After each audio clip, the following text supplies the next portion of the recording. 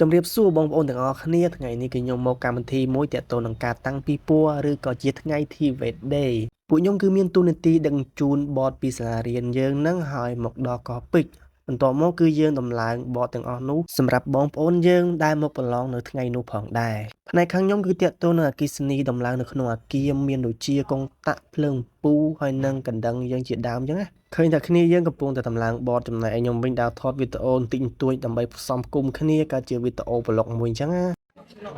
មិនសិតដាំណា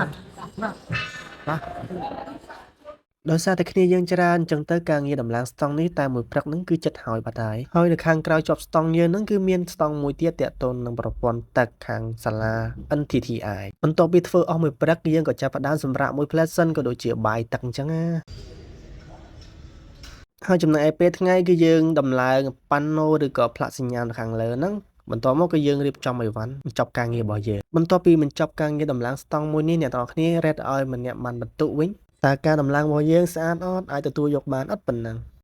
បន្ទាប់ពីបញ្ចប់ការងារហើយយើងក៏ដើរទៅកន្លែងឡានដើម្បីបន្តដំណើរទៅសាលាវិញក៏ប៉ុន្តែចៃដនអីឡានអត់ទាន់ចេញទេម៉ោងស្មើហ្នឹងគឺយើងធ្វើចប់មុនម៉ោងណាឡានត្រូវចេញម៉ោង5ម៉ោង6អញ្ចឹងទៅមានតែអង្គុយចាំនៅក្នុងឡានដឹងហើយថាការអង្គុយចាំនៅក្នុងឡានហ្នឹងគឺយូរពេកហើយណាមួយយើងអត់សុខទៀតតែចៃដនអីម្នាក់នោះគេយកស្គរមកមានអីស្គរមួយវាយបាន1000បតជាងវាយរហូតដល់អ្នកច្រៀងលៀនដាតជួបហើយភ្លេងប្រពន្ធភ្លេងធោ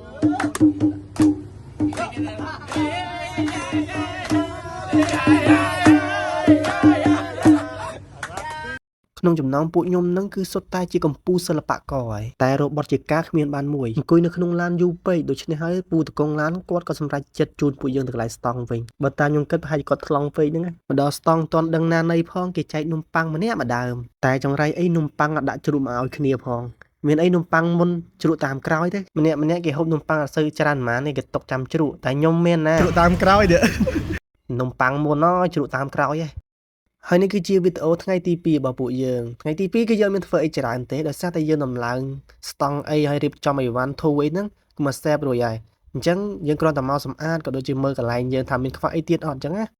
ហើយនេះគឺជាឧបករណ៍និងសម្ភារៈមួយចំនួនសម្រាប់ឲ្យបេក្ខជនគាត់យកទៅដំឡើងនៅលើបតដែលយើងរៀបចំរួចរាល់ជាស្រេច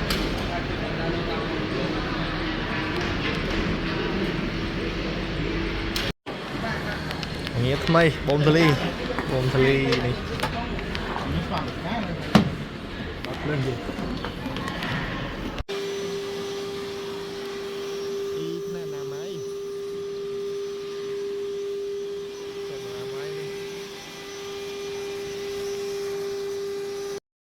ហើយតើតើនឹងវីដេអូការដំឡើងស្តង់របស់ពួកយើងគឺបានបញ្ចប់ត្រឹមនេះហើយអរគុណអ្នកទាំងអស់គ្នាសម្រាប់ការទស្សនារហូតដល់ចប់បាយបាយ